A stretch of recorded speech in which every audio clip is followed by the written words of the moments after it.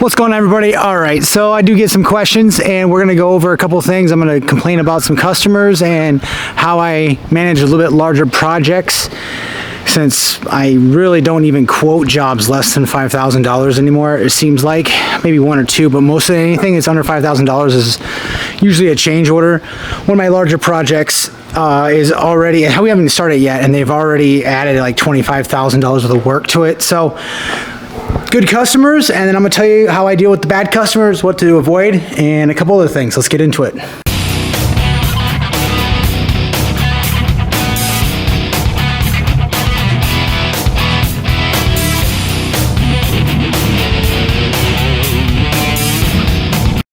All right, guys, managing big jobs and some bad customers / subcontractors. Yeah, it's a struggle always, but I'm here to kind of tell you my mistakes and how I manage things, and so you guys don't have to do that. So first off, I have a page. If you guys want more of this information, I have a Patreon page, and I'll link in the description below. Yes, you got to give Patreon / me some money, but you get access to a lot more content, kind of like this, based on my business, based off my mistakes in business and all that kind of stuff. It is not YouTube friendly. I do cuss a little bit on it. It's not kids friendly, but you get a little more access to all my mistakes. And also I share my numbers as far as profit and loss and all that kind of stuff. So you can always get a copy of my contract on there as well, or you can email me directly, which I will link that in the description of this video as well if you just want a copy of my contract.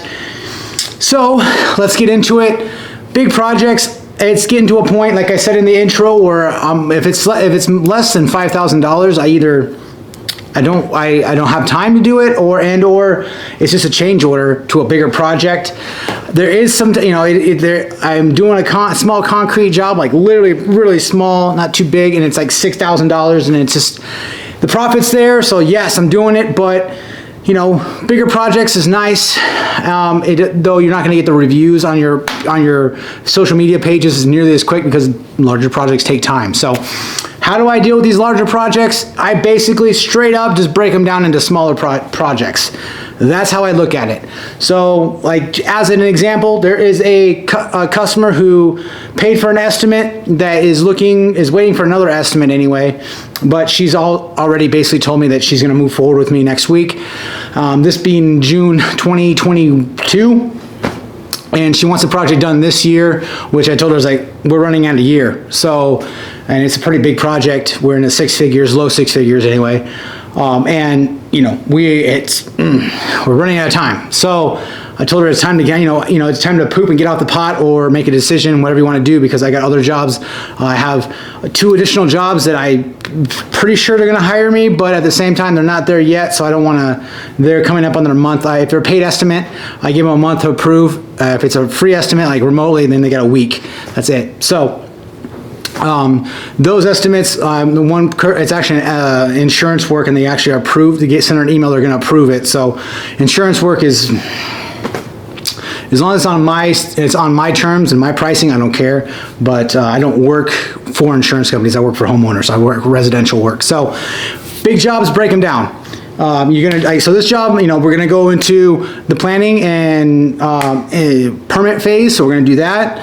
We're gonna go into getting all the subs, getting deposits, so I can get my subs in line, get the pricing in line. I already kind of know their pricing. That's how I can do an estimate, but I want to get on their schedule, make sure they're committed to my job as well, with subcontractor agreements, and start rolling. You don't need to break ground, like say if it's an addition or a new build, new garage. You don't need to necessarily break ground to do concrete. You can clear trees out, do the smaller tasks that don't require permit approval if you're waiting on a permit, because in my area, some townships take months to get permits. So in some townships, like Waterford and White Lake, I can literally have a permit to build a garage in a week.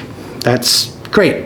And some of them are months, like months. We're not even talking like a month or two. We're talking quarters of years. That's what it took. So, and like 30 phone calls and 15 trips to I hit the camera, to the office. It's a big, crazy mess there.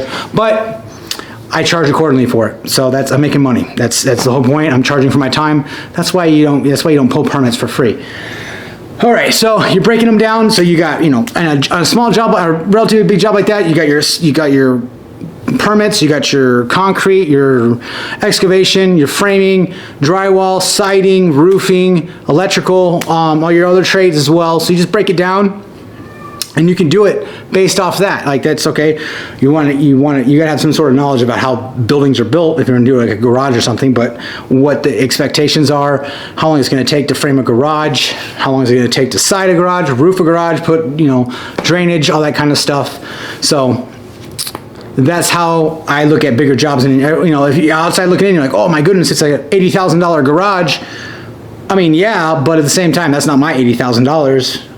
It's going to trades, it's going to materials, it's going to a bunch of other stuff. I do get a portion of it. I'm not working for free, but it's a big job. But at the same time, you just break it into smaller jobs, and they're just a bunch of small jobs. That's how it works. And then my contracts, my scope of work, they break it down as far as pricing and when money's due based off what I need, and you make sure you don't mess it up, obviously. But that's how I can get when such and such stage is met, this amount of money is due. When you keep working, this amount of money is due. Window scheduled, garage door, all this stuff. You can list it out if you want to, but I would not recommend just doing a lump 50% sum and then building everything and then requiring the next 50% at the end. That's a way to get screwed, and that's a way to really piss off your subcontractors, because if they want to wait for a bunch of time for the township to come out here and not fail it for a certain thing or anything like that, that's not the way to go. That's not the way to go. So that's how I manage large projects, and I kind of just, if it's a small project, you just many small projects added to a big project. That's kind of how it looks at in my QuickBooks. Like, $5,000 jobs is a $25,000 project, right? So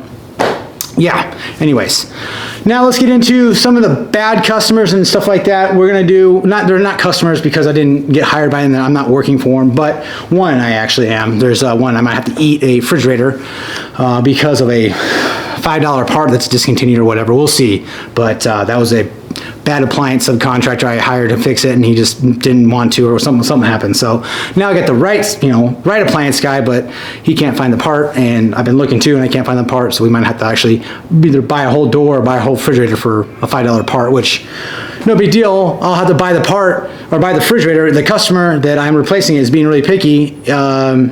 He's not getting the new refrigerator, he's just getting that part off the refrigerator, which the refrigerator still works, it just maybe not work quite like you'd want it to, or the door opens like 1/10 of a second sooner than you want it to, or so, I don't know, whatever. But yeah, that's it. So a couple things is, if a customer says, oh, I want to hire somebody, I've gotten screwed a couple times by subcontractors. Usually if it's a couple times by contractors, the common denominator is that customer or that homeowner. It's not the contractor they hired, because I went to a job and the guy's like, oh yeah, my contractor left, never came back, the deck's halfway built, blah, blah, blah. I'm like, oh, that's crazy. So he sent me a couple pictures. I was like, wow. And then I was like, well, this is the price to build your deck. This is what you need. This is what we got to do. And he's like, whoa, that's like 3 times what I was thinking. And I was like, well, I'm going to do the work. Like, we're going to build a deck and be there until it's done completely, and inspections and everything are done. That's the price to do the job, not just to do a half or a quarter of the job and walk away. And I told him that. Like, that's the price to do the work. That's not the price to disappear on you. So that's the kind of the expectations. And I've had another customer, homeowner, reach out to me, just willy-nilly off, I think Facebook or something like that. And this is the price to do the job. Oh, I was thinking more like this price. I'm like, I don't know what you're thinking, but I don't know. They have unrealistic expectations from somebody else that either bid the work and disappeared on them, or from, I don't know, HGTV or something like that. So it's just unrealistic expectations, and that's why I charge for on-site estimates. I can weed those out. None of those homeowners are ever going to pay for an estimate. Fantastic by me. I got a 90% approval rate on paid estimates, and that's great as well, because if they choose not to do it, then I'm compensated for my time, but most of the time they hire me for the work anyway. So, all right, that was actually an insurance company calling me for some more clarification. If you guys want to hear that, I'll put that on my Patreon page. It's just how an insurance adjuster wants some clarification on why my prices are so high. And it's not him arguing or not them arguing, it's them just needing more information. And I gave it to him, and he was like, oh, okay, I didn't know that. So anyways, so back to bad customers. Yes, subcontractors, I think I have lost this year alone, even though I tried to beef up my, education on about hiring people, I think I lost about, with the refrigerator, if I had to buy the refrigerator, about $17,000 this year. That's what I've lost. I had to pay out or had to redo work, stuff like that. I think that's what it's cost me this year. I had one tile guy that he was good until he wasn't. Just, fell off a cliff, whatever it was. And we have the tile guy before that still had to, study some costs from him as well. And, we have the appliance guy, cost me money, and there's a couple other things that I think are skipping my mind right now. But around, give or take, when I was adding it up, it was around there. So I need to be more diligent. This is just growing pains, I would say. And, I can hold people more accountable now, obviously, but at the same time, my customers are hiring me to do a job and, solve a problem. They're hiring me, they're writing a check for me to solve a problem for them, and that's what I'm doing. So if my profits have to take a hit, they sure do. So it's not the greatest. So last customer, as far as bad customers, I haven't had too many crazy ones this year, thankfully, knock on wood. But picky customers or the ones who reach out to you are tire kickers, and again, charging for estimates, that's where it's really helping me out a lot. And don't jump through hoops, and do not overpromise anything. If everything is basic, reaching out to me, okay, what do you need done?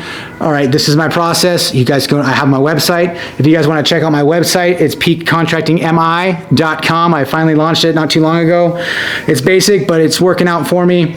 I received one job already from it so it's already paid for itself, and we're just looking for more to go. And I did have somebody reach out to me, and we had a sit-down meeting, and she explained to me, she's a marketing whatever, she explained to me how the website really basically sucks. But I was like, I'm just a small operation. I'm not looking to drive millions and millions of dollars. I'm pretty much maxed out for right now for what I have.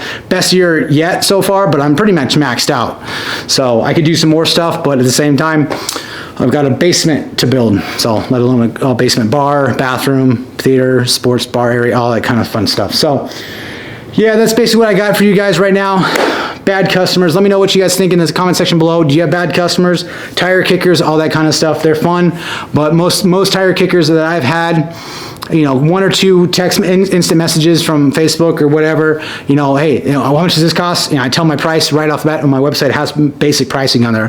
My website has pricing, that way if a customer goes to my website and sees what my prices are for whatever I'm doing, knows they can't afford it, hopefully they're not even going to reach out to me. That's the whole point, is to not even reach out to me, go with somebody else. So that's fine by me as well. Saves me time, right? It's time saved is dollar earned, or whatever they say about that. So I'm all over with this video. I think that's pretty much it right now. So appreciate it, guys. Links in the description for Patreon. Email me if you guys want a contract, or Patreon is another way to get in the contract. I get a couple of people asking me about that as well. No, it's not free.